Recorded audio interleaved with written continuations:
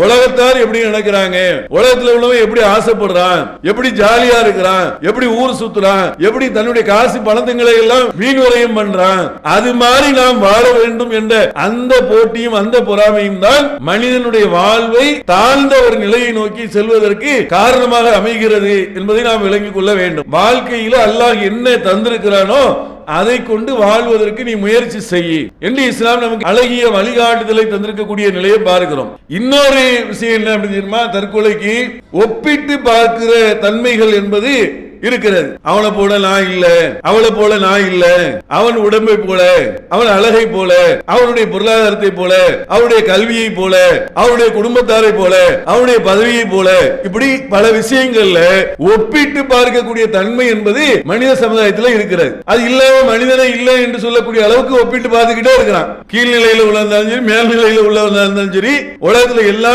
நிலையில உள்ளவரும் ஒருவரை ஒப்பிட்டு பார்ப்பதனுடைய விளைவு ஒரு மனிதன் தாழ்வு மனப்பான்மையை ஏற்படுத்துகிறது.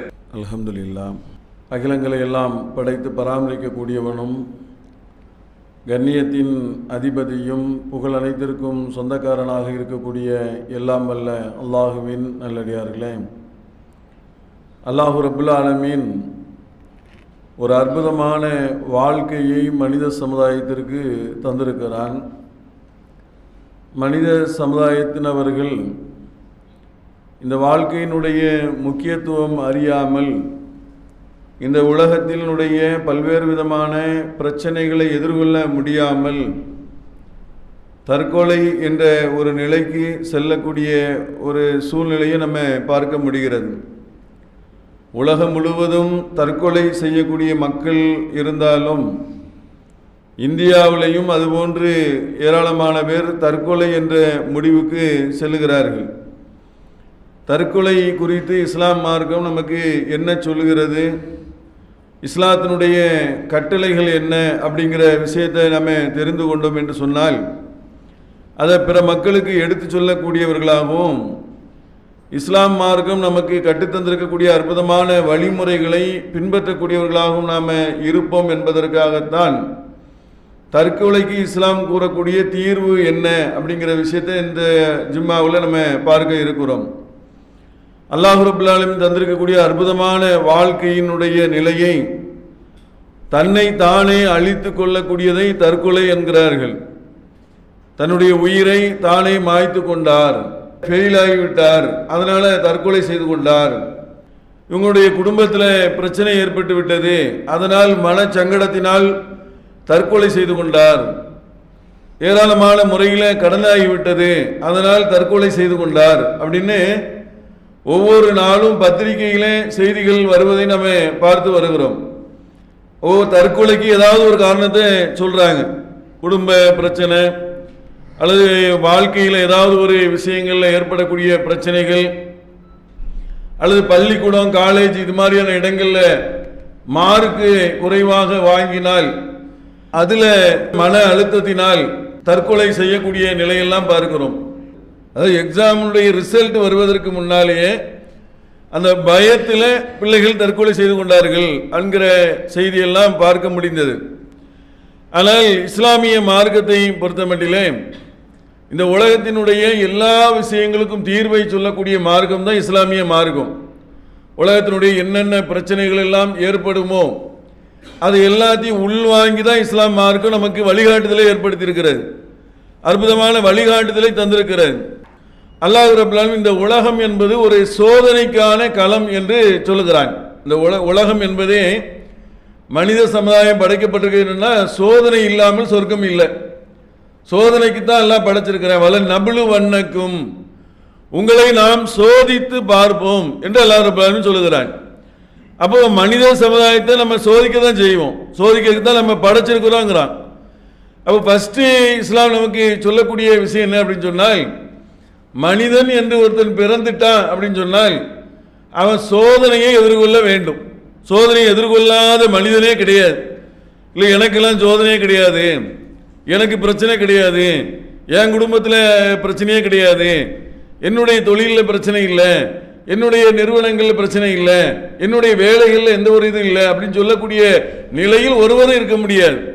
ஏதாவது ஒரு பிரச்சனைகளை சுமந்தவாறு தான் மனிதனை என்ன செய்ய முடியும், வாழ முடியும். அல்லாஹ் ரப்பல் ஆலமீன் அப்படிதான் படைச்சிருக்கிறான். ஹுலிக்கல் இன்சானு லைஃபா, மனிதனை பலகீனமாகத்தான் நாம் படைத்திருக்கிறோம் என்றே சொல்லுகிறான். இறைவன் மனித சமுதாயத்தை படைச்சிருப்பதனுடைய விஷயத்தை சொல்லும் போது அவன் லைஃபா தான் படைக்கப்பட்டிருக்கிறான். பலகீனமானதான், அந்த பலகீனமான நிலையில தான் மனிதனை படைத்திருக்கிறோம் என்று இறைவன் சொல்லுகிறான். அப்ப எல்லா மனிதனிடத்திலையும் பலகீனம் இருக்கிறது என்பதனை கரெக்டா புரிந்து கொண்டோம் என்று சொன்னால், சோதனை இருக்கும் என்பதை கரெக்டா புரிந்து கொண்டோம் என்று சொன்னால், வாழ்க்கையினுடைய எந்த ஒரு விஷயத்தையும் சரியான முறையில் எதிர்கொள்வதற்கு அழகான முறையில் புரிந்து கொள்ளக்கூடிய தன்மை நமக்கு ஏற்படும். அப்ப அந்த அடிப்படையில் இப்போ ஒரு மனிதன் தற்கொலை செய்கிறான்னா முக்கியமான ஒரு காரணமாக என்ன இருக்கிறது என்று சொன்னால், போட்டி பொறாமை இருக்கிறது. அது முக்கியமான ஒரு விஷயம். நிறைய இடங்களில் பிள்ளைகள் எல்லாம் வந்து பெற்றோர்கள் அழுத்தம் கொடுத்து படி படி, அவன் அண்ணன் பையன் எப்படி படிக்காம தெரியுமா, தம்பி பையன் எப்படி படிக்காம தெரியுமா, ஒரு சித்தி பையன் எப்படி படிக்காம தெரியுமா, பிள்ளைங்க எப்படி படிக்க தெரியுமா, அப்படியாக்கும் இப்படியாக்குன்னு சொல்லி மற்றவர்களை ஒப்பிட்டு ஒப்பிட்டு ஒப்பிட்டு பள்ளிக்கூட பாடத்திட்டத்தை அவனுக்கு மண்டையில் ஏறிச்சா ஏறலையாங்கலாம் புரியாமல், நம்ம குடும்பத்தினுடைய சூழ்நிலைகள் என்ன என்றெல்லாம் தெரியாமல், அந்த பிள்ளைகளுடைய உள்ளங்களிலே எண்ணங்களை ஆழமாக விதைச்சு விதைச்சு விதைச்சு எதிர்பார்ப்புகளை அதிகமாக அளவுக்கு மீறிய எதிர்பார்ப்புகளை ஊட்டியதனுடைய விளைவால் இது மாதிரியான தற்கொலைகள் நடக்கிறது. மார்க்கத்தினுடைய அடிப்படையில் அல்லாஹ் ரப்பல் ஆலமீன் சொல்றான், ரப்பனா ஆத்தினா ஃபித் துன்யா ஹஸனத்தன் வ ஃபில் ஆகிரத்தி ஹஸனத்தன் வ கீனா அதாபின்னார். இறைவா இந்த உலகத்திலேயும் வெற்றியை கொடு, ஆகிரத்து வாழ்க்கையிலும் வெற்றியை கொடு, நரக நெருப்பிலிருந்து பாதுகாப்பு என்று அவர்கள் வேண்டுவார்கள். இறைவன் இந்த உலகத்திலே எங்களுக்கு வெற்றியை கொடுன்னு கேட்கணுமா? இந்த உலகத்தில் தோல்ந்து போனோம், ஒன்றும் இல்லாமல் போனோம், ஃபெயில் ஆகிருந்தோம், நஷ்டமாயிருந்தோம், நாளைக்கு சொர்க்கத்தில் போய் பார்த்துக்கிடலாம் அப்படின்னு நினைக்க வேண்டிய அவசியம் கிடையாது. இஸ்லாமிய அடிப்படையில் என்ன அப்படின்னு சொன்னால், துன்யாவுடைய வாழ்க்கையிலும் வெற்றி பெற வேண்டும், ஆகிரத்துடைய வாழ்க்கையிலும் வெற்றி பெற வேண்டும் என்று நீங்க பிரார்த்தனை செய்யணும் என்று அல்லாஹ் ரப்பல் ஆலமீன் நமக்கு அற்புதமான ஒரு துஆவை நமக்கு கற்று தந்திருக்கிறான்.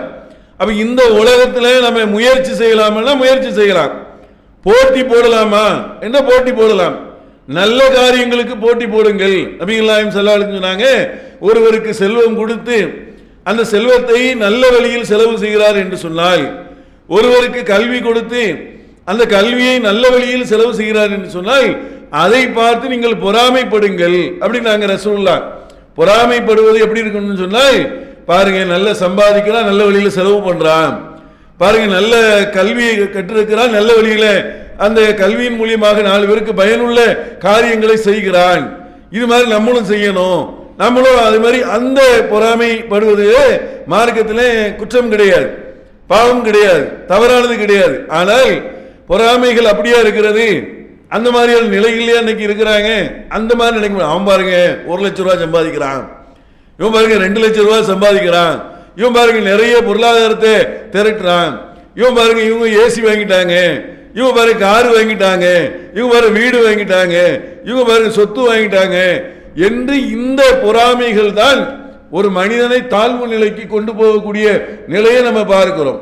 அப்ப இது மார்க்கத்தில் குற்றங்கிறது. இஸ்லாம் மார்க்கம் என்ன சொல்லுதுன்னா, இந்த மாதிரி பொறாமைகளை நீங்க படாதீர்கள், நல்ல விஷயங்களுக்கு நல்ல காரியங்களுக்கு நீங்கள் போட்டியும் கொள்ளலாம், பொறாமையும் படலாம். அது எப்படி இருக்க வேண்டும் என்று சொன்னால், இறை பாதையில் செலவு செய்யக்கூடியதாக இருக்க வேண்டும், நல்லறங்கள் செய்யக்கூடிய காரியமாக இருந்தால் அது மாதிரியான காரியங்கள்ல நீங்க என்ன செய்யுங்க, நீங்க விருப்பமுடையவர்களாக இருங்க என்று இஸ்லாம் மார்க்கம் நமக்கு கற்றுத்தந்திருக்கக்கூடிய நிலையை பார்க்கிறோம்.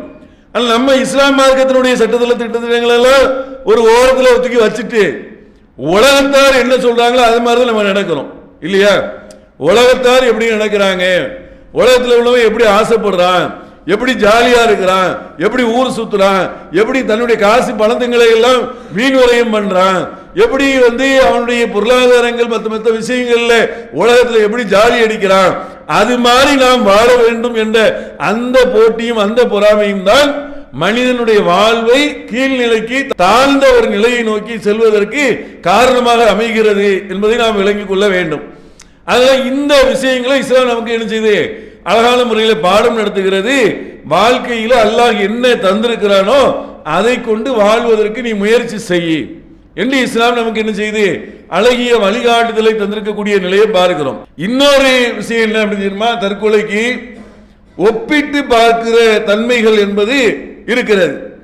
அவனை போல நான் இல்லை, அவளை போல நான் இல்லை, அவன் உடம்பை போல, அவன் அழகை போல, அவனுடைய பொருளாதாரத்தை போல, அவருடைய கல்வியை போல, அவருடைய குடும்பத்தாரை போல, அவருடைய பதவியை போல, இப்படி பல விஷயங்கள்ல ஒப்பிட்டு பார்க்கக்கூடிய தன்மை என்பது மனித சமுதாயத்தில் இருக்கிறது.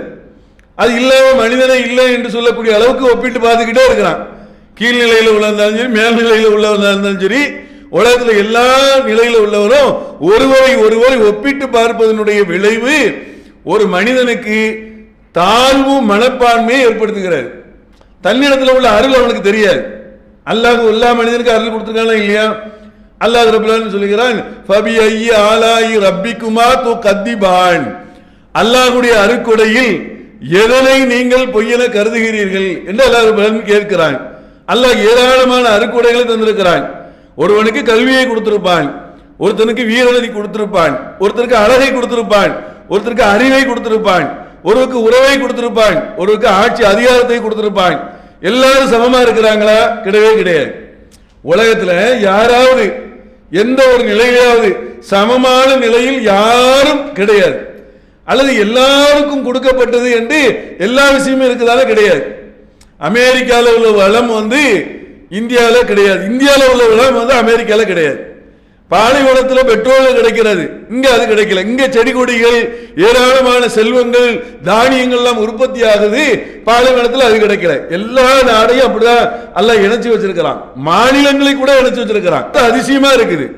ஈரோட்டில் கிடைக்கிறது சேலத்தில் கிடைக்க மாட்டேங்கிறது, சேலத்தில் கிடைக்கிறது திருநெல்வேலியில் கிடைக்க மாட்டேங்குது, திருநெல்வேலியில் கிடைக்கிறது மதுரையில் கிடைக்க மாட்டேங்குது. ஏன்? அல்லாஹ் உலகத்தை, நாடுகளை, ஒவ்வொரு பிரதேசங்களையும் வேறு வேறு தன்மை கொண்டதாக அல்லாஹ் என்ன செஞ்சிருக்கிறான்? பிணைத்து இணைத்து வைத்திருக்கிறான். அது மாதிரிதான் மனித சமுதாயத்தையும் வேறு வேறு குணநலங்கள் மூலியமாக, வேறு வேறு அருட்கொடைகள் மூலியமாக, வேறு வேறு பிரத்யேகமான திறமைகள் மூலியமாக அல்லாஹ் எல்லா மனிதர்களுக்கும் அந்த வளங்களை கொடுத்திருக்கிறான். நம்ம என்ன தெரியுமா நினைக்கும்? நம்மகிட்ட உள்ள வளம் நமக்கு பெருசாவே தெரியாது. நம்மகிட்ட நிறைய திறமைகள் இருக்கும், நம்ம நினைச்ச மாட்டோம், அது பார்க்க மாட்டோம். பாரு, அவன் எப்படி படிச்சு ஃபர்ஸ்ட்ல வந்துட்டான், அவன் எப்படி அப்படி ஆயிட்டான், அவன் எப்படி இப்படி ஆயிட்டான், இப்படி அடுத்தவர்களை ஒப்பிட்டு ஒப்பிட்டு பார்க்கிற அந்த குணநலங்கள் தான் மிக மோசமான ஒரு நிலையை உருவாக்கும். நபிகள் நாயகம் ஸல்லல்லாஹு அலைஹி வஸல்லம் அவங்களுடைய காலத்துல ஒரு முஸ்லீமுக்கும் யூதருக்கும் சண்டை வந்துட்டு, அந்த முஸ்லீம் யூதரை ஒரு அடி அடிச்சிட்டார். உடனே அந்த யூதர் என்ன செய்யறாருன்னா ரசூலுல்லாஹ்ட்ட வழக்கு கொண்டு வருகிறார். என்ன வழக்குன்னு சொன்னால், இந்த மாதிரி உங்க இந்த முஸ்லிமானவர் என்னை அடித்து விட்டார், என்னப்பா பிரச்சனை என்று ரசூலுல்லாஹ் கேட்கிறாங்க. என்ன பிரச்சனை அப்படின்னு கேட்கிறாங்க. உடனே அவர் சொல்றாரு, நான் மூசா தான் சிறந்தவர் என்று நான் சொன்னேன், அவர் முகமது நபி தான் சிறந்தவர் என்று அவர் சொன்னார். எங்க ரெண்டு பேருக்குள்ள ஃபைட் ஆகி போயிட்டு கோபத்தில் அவர் என்னை அடித்து விட்டார் என்று சொன்ன உடனே நபிகள் நாயகம் ஸல்லல்லாஹு அலைஹி வஸல்லம் அந்த இடத்தை பாருங்க, எப்படி கவர் பண்றாங்க பாருங்க, எவ்வளவு அழகான முறையில் அது சொல்றாங்கன்னு சொன்னால், என்னை விட மூசா சிறந்தவர் தான் அப்படின்ட்டாங்க. எவ்வளவு அழகான ஒரு ஒப்பீடு செய்யக்கூடிய ஒரு இடத்துல, ஒரு பிரச்சனை ஏற்படக்கூடிய இடத்துல ஒரு நீங்கள் தான் உயர்ந்தவர்கள் என்று நம்முடைய முகத்துக்கு முன்னால் சொல்லும் போது நமக்கு என்ன செய்யும்? ஏன் நமக்கானதே ஒருத்தர் போராடி இருக்கிறாங்க, நமக்கானதே அந்த யூதரை அடிச்சிருக்கிறாரு, அப்ப இவருக்கு சமமான தீர்ப்பு சொல்லணும். ஆனா ரசூலுல்லாஹ் என்ன சொன்னாங்கன்னு சொன்னா, அழகா சொன்னாங்க, மூசாவிடத்திலே அல்லாஹ் பேசினான், அல்லாஹ் மூசா இடத்துல மூசாவை அல்லாஹ் சிறப்பித்திருக்கிறான் என்று, என்னை விட மூசா சிறந்தவர் என்று சொல்லி அந்த இடத்தை அழகாக சாந்தமாக ஆக்கி அந்த ஒப்பீடு தன்மையை சாந்தப்படுத்தினார்கள் என்கின்ற விஷயத்தை நம்ம பார்க்கிறோம். நம்ம இடத்துல யாராவது இப்படி சொன்னாங்க வைங்களா, குடும்பத்தாரில் ரெண்டு பேருக்கு மத்தியில் சண்டை வந்துட்டு, அண்ணனுக்கும் தம்பிக்கும் சண்டை வந்துட்டா என்ன சொன்னா, அண்ணன் பிள்ளைக்கும் தம்பி பிள்ளைக்கும் சண்டை வந்துட்டு வைங்க, எங்க அப்பா தான் எங்க அம்மா தான் அப்படின்னு ஏதாவது பிரச்சனை வந்துட்டு வைங்க, உடனே நான் குடும்பம் ரெண்டு துண்டா பிரிஞ்சு அது பெரிய அளவில் தகராறாகி அப்படி ஆயிருமா இல்லையா? இது இலகுவான முறையில் அற்புதமான அண்ணன்னா சரி அண்ணன் தானப்பா அப்படின்னு விட்டு கொடுத்தா என்ன, ஒரு அக்கா தானே விட்டு கொடுத்தா என்ன, ஒரு தம்பி தானே விட்டு கொடுத்தா என்ன, ஒரு தங்கை தானே விட்டு கொடுத்தா என்ன, நம்ம நண்பர் தானே விட்டு கொடுத்தா என்ன, நம்ம சொந்த பந்தம் தானே விட்டு கொடுத்தா என்ன, நம்ம சகோதரர்கள் தானே விட்டு கொடுத்தா என்ன. இந்த விட்டு கொடுக்கக்கூடிய தன்மை வந்தால் அந்த தாழ்வு மனப்பான்மை என்பது மிக பெரிய அளவில் மாற்றத்துக்கு உண்டானதாக மாறிவிடும் என்கின்ற விஷயத்தை பார்க்கிறோம். அப்ப நம்முடைய வாழ்க்கையில பிறரோடு ஒப்பிட்டு பார்க்கக்கூடிய தன்மையை நம்ம அறவே ஒழிச்சிடணும். நம்மகிட்ட இருக்கவே கூடாது. அந்த குணம் என்பது மிக மோசமான குணம். யாரும் யாரோடும் ஒப்பிட வேண்டிய அவசியமே கிடையாது. ஏன், உலகத்தில் உள்ள எல்லா மனிதர்களும் தனித்தனியாக தான் படைக்கப்பட்டிருக்காங்க. நல்ல விளங்கிடும். உலகத்தில் உள்ள எத்தனையோ மில்லியன் கணக்கான எவ்வளோ கோடிக்கணக்கான மக்கள் உருவாகி இருக்கிறாங்க இல்லையா? ஏதாவது ஒன்னோட இணையிற மாதிரி இருக்குதா? ஒன்னும் இல்லை. ரெட்ட பிள்ளை பிறக்குது இல்ல, ஒரே வயிற்றுல 4 பிள்ளைகள் பிறக்கிறது, அப்படிலாம் பிறக்குது இல்ல. 4 பிள்ளைகளும் பிறந்தா 4 பிள்ளைகளுடைய தன்மைகள் வேற மாதிரி இருக்கு. 2 பிள்ளைகள் பிறந்தால் 2 பிள்ளைகளுடைய தன்மையும் வேற வேற தான் இருக்கு. தலையளவு உடம்பு ஒட்டி இருக்கிறது. ஒரு வீடியோலாம் போட்டு காமிக்கிறாங்க. 2 சகோதரர்கள் ஒட்டிய நிலையில் பிறந்திருக்கிறார்கள். அவருடைய உடம்பு ஒட்டி இருக்கிறது. ஆனா இவர் ஒரு திறமையா இருக்காரு, இவர் ஒரு திறமையா இருக்கு. 2 பேரும் சின்ன வயசுல இருந்து கிட்டத்தட்ட 45-40 வயசை அடைந்து விட்டார்கள். இவர் ஒருத்தர் எலக்ட்ரிஷியனா இருக்கிறார், இன்னொருத்தர் வேற ஒரு திறமையில இருக்கிறார். 2 பேரும் 2 விதமான திறமைகள். உடம்பு ஒண்ணு, சிந்தனை வேற. அப்ப அல்லாஹ் எப்படி படைச்சிருக்காம பாருங்க. உலகத்துல எல்லா மனிதர்களுக்குமே சிறப்பு வாய்ந்த குணங்கள் இருக்கும்போது நாம் அடுத்தவரோடு நம்மை ஒப்பிட்டு ஒப்பிட்டு ஒப்பிட்டு நமக்கு வழங்கி இருக்கக்கூடிய அருக்குடையை நம்மளே எழுந்திடக்கூடாது, தாழ்ந்த நிலைக்கு ஆக்கிடக்கூடாது. நபிமார்களையே எல்லாம் சொல்றானே, எல்லா நபிமார்களும் ஒரே மாதிரி இருக்காங்களா? யோசிச்சு பாருங்க. ஆதம் நபி உலக மக்கள் அனைவருக்குமான முதல் நபி யாரு? ஆதம் அலைஹிஸ்ஸலாம். முகமது நபி உலக மக்கள் அனைவருக்குண்டான நபி தான், ஆனால் இறுதி நபி, காத்தமுன் நபி, நபிமார்களுக்குண்டான முத்திரையாக இருக்கிறாங்க, இறுதி நபியாக இருக்கிறாங்க. ரசூல்லா இறுதி நபி, ஆதம் நபி முதல் நபி. ஒப்பிட முடியுமா? ஆதம் நபிக்கு உண்டான பண்பு ரசூல்லாவுக்கு கிடையாது. ரசூல்லாவுக்கு கொடுக்கக்கூடிய அருக்குடை ஆதம் அலைஹிஸ்ஸலாத்துக்கு கிடையாது. இவங்களுக்கு உம்மத்து அதிகம், அவங்களுக்கு உம்மத்து கம்மி இல்லையா?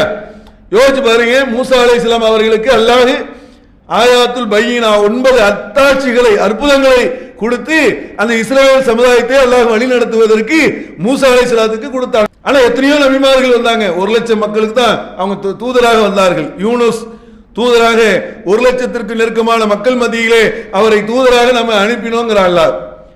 ஆனால் சில நபிமார்களை பார்த்தா 950 ஆண்டுகள் அந்த மக்களிடத்தில் பிரச்சாரம் செய்தார்கள். நூஹ் அலைஹிஸ்ஸலாம் நபிமார்களுக்கு மத்தியில் ஒப்பிட முடியுமா? ஈசா அலைஹிஸ்ஸலாம் தந்தை இல்லாமல் பிறந்தார்கள். ரசூலுல்லாஹ் தந்தை தாய் இருவர் வழியாக பிறந்தார்கள். 2 பேரும் ஒன்னாக முடியுமா? பிறப்புல ஒண்ணு கிடையாது, பிறப்புல வேறு வேறு தான். நபி என்ற தன்மையில எல்லாரும் ஒண்ணுதான். அப்போ நபிமார்களையே ஒவ்வொருவரும் ஒவ்வொரு தன்மையில் அறிஞ்சிருக்காங்க. இப்ராஹிம் அலைஹிஸ்ஸலாம் உலகம் படைக்கப்பட்ட நாட்கள்ல இந்த உலகத்துல மிக சிறப்பு வாய்ந்த நிலையில் உலகம் அழிகிற வரைக்கும் அவருடைய புகழ் பாடிக்கொண்டே இருக்கக்கூடியவர்கள் யாருன்னு சொன்னா இப்ராஹிம் அலைஹிஸ்ஸலாத்தினுடைய குடும்பத்தாரும் அவங்களுடைய நிலை தான். இப்ராஹிம் அலைஹிஸ்ஸலாத்துக்கு ஸலவாத்து சொல்லி சொன்னாங்க. அவங்கள மாதிரி நம்ம குடும்பத்துக்கும் கேளுங்கன்னு சொல்லி ரசூலுல்லாஹ் சொன்னாங்க. ஹஜ்ஜினுடைய வழிகாட்டுதல் முழுக்க முழுக்க இப்ராஹிம் அலைஹிஸ்ஸலாத்தினுடைய வாழ்க்கையை தத்துவமாக கொண்ட அடிப்படையாக பார்க்கிறோம். அப்ப நபிமார்களுடைய நிலையே எப்படி இருக்குன்னு சொன்னால் ஒவ்வொரு நபிமார்களும் ஒவ்வொரு விதமான நிலையில் இருக்கும்போது ஒரு நபி ஒரு தன்மையினால் உயர்ந்தவர்கள் கிடையாது. எல்லாம் நபிமார்களுக்கு மத்தியிலே பேதமே கிடையாதுன்னு யார் எந்த நபிமார்களாக இருந்தாலும் எல்லாரும் சமம்தான், பேதமே கிடையாது. ஒரு நபிமார்களுக்கு எல்லாம் அதிகமான வாய்ப்புகளை கொடுத்திருப்பான், மக்கள் மத்தியிலே பிரச்சாரம் பண்ணக்கூடிய வாய்ப்பை கொடுத்திருப்பான். ஒரு நபிமார் கம்மியான ஒரு சமுதாயத்தினுடைய தலைவர்களாக இருந்திருப்பாங்க. இதுதான் யதார்த்தமான விஷயமே தவிர அப்படி இருக்கும்போது நம்ம உலகத்தில் வாழும்போது ஒருவரை ஒருவர் ஒப்பிட்டு பார்க்கக்கூடிய தன்மை என்பதை தற்கொலைக்கு ஒரு முக்கியமான காரணமாக இருக்கிறது. ஒப்பீடு செய்தல் என்பது கூடாது அப்படிங்கிறத விளங்கிக் கொள்ள வேண்டும். அடுத்து என்ன தெரியுமா? நிறைய பேருக்கு மன சங்கடம், ஏதாவது திட்டாங்க, ஏதாவது பேசிட்டாங்க, ஒரு வார்த்தையினால தற்கொலை செய்யறவங்க இருக்கிறாங்க. பாருங்க, ஒரு அணுகுண்டு போட்டு பெரிய அளவுல ஆயுதங்களால் தாக்கி பழச்சவன் இருக்கிறான். ஒரே ஒரு வார்த்தை ஒரு மனிதன் நினைச்சிருது அப்படியே தலைகீழ புரட்டி அவனுடைய வாழ்வையே இல்லாமக்கிறது. நிறைய செய்திகளை பார்க்கிறோம். ஒரு வார்த்தை தான் சொன்னாங்க, அவ்வளவுதான். எங்க அப்பா பெற்றோர்கள் எவ்வளவு மார்க்குன்னு கேட்கவே இல்லை, கோபத்தில் உடனே அவனுடைய வாழ்க்கையே போச்சு. எப்படி பாருங்க, ஒரு வார்த்தை ஒரு மனிதனை வெல்லுது, ஒரு வார்த்தை மனிதனை கொல்லுது. இது யதார்த்தமாக வார்த்தைகளை தான் அவ்வளவு பெரிய வலு இருக்கிறது. ஆயுதங்கள்ல உள்ள வலு மாதிரி வார்த்தைகளையும் வலு இருக்கிறது. அப்ப வார்த்தைகள் குறித்தும் இஸ்லாம் நமக்கு என்ன செஞ்சிருக்கிறது, கட்டு தந்திருக்கிறது. சில பேர் பாத்தீங்கன்னா வார்த்தையிலேயே மனுஷனை கட்டி இழுத்து போட்டுருவாங்க. சிலர்கிட்ட பேசுனா இவ்வளவு மென்மையா பேசுறாங்க, இவ்வளவு அன்பா பேசுறாங்க அப்படின்னு அந்த பேச்சுக்கள் என்பது ஒரு மனுஷனை என்ன செஞ்சிடும், அப்படியே அடிமையாக்கக்கூடிய அளவுக்கு இருக்கும். அதுதான் பேச்சில சிகிர் இருக்குன்னு நாங்க ரசூல்லா. பொய்யான ஒரு காரியத்தை ஒருத்தர் பேசினா கூட அந்த பேச்சு மனுஷனை கட்டி போட்டுரும், அப்படியே பேச்சுல மயங்கிடுவான். என்னப்பா என்ன பேச்சு, என்ன மாதிரியான காரியம், ஆனால் ஒண்ணுமே இருக்காது. ஆனா என்ன ஆகும், அந்த பேச்சு மனிதன் நினைச்சிடும், மயக்கி விடும் அப்படின்னு ரசூல்லா நினைச்சாங்க. பேச்சில் சிகிர் இருக்கிறது, ஈர்ப்பு இருக்கிறது என்று ரசூல்லா நினைச்சாங்க, சொன்னாங்க. அதே மாதிரி ரசூல்லா சொன்னாங்க, ஒரு பேச்சில நல்லதை பேசுங்கள் அல்லது வாய் மூடி மௌனமாக இருந்து விடுங்கள். நாங்க பேசுனா நல்லது பேசுங்க, இல்லைன்னா நமக்கு எதுக்கு, பேசாம இருந்துரும், அமைதியா இருந்துரும். ஏன் தேவையில்லாம பேசி தேவையில்லாம காரியங்களை ஈடுபடணும் என்று பேச்சுக்கல்ல, பேசினால் நன்மையை பேசுங்கள், இல்லது அமைதியாக இருந்து விடுங்கள், மௌனமாக இருந்து விடுங்க என்று ரசூல்லா சொன்னாங்க. அப்போ நாம என்ன கவனிக்கணும்னு சொன்னால், பேச்சுக்களும் ஒரு மனுஷன் நினைச்சோம் வீழ்த்தும் வெல்லும். ரசூலுல்லா சத்தியத்தை சொல்லும் போது அவங்க சொன்ன அந்த செய்தியை நிறைய பேருக்கு ஈர்த்தது, செய்தி தான் ஈர்த்தது. சில யூதர்கள் என்ன செஞ்சாங்கன்னா அஸ்ஸலாமு அலைக்கே அப்படின்னாங்க. இது பேச்சு தானே. ரசூலுல்லாவை பார்த்து அஸ்ஸலாமு அலைக்கேன்னு சொல்லாம அஸ்ஸாமு அலைக்கே, நபியே உங்களுக்கு நாசம் உண்டாகட்டும் அப்படின்னாங்க. ஏன்னா வார்த்தையில ஒரு எழுத்தை மாத்தி சொல்றது.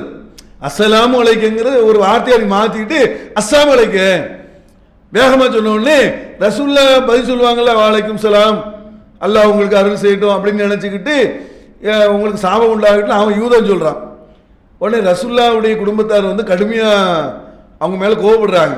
அப்போ ரசூல்லா நினைச்சாங்க அமைதிப்படுத்திட்டு, இல்ல அவன் என்ன சொல்ல தெரியுமா உங்களை அப்படிங்கும் போது ரசூல்லா சொன்னாங்க, நான் என்ன சொல்ல தெரியுமா.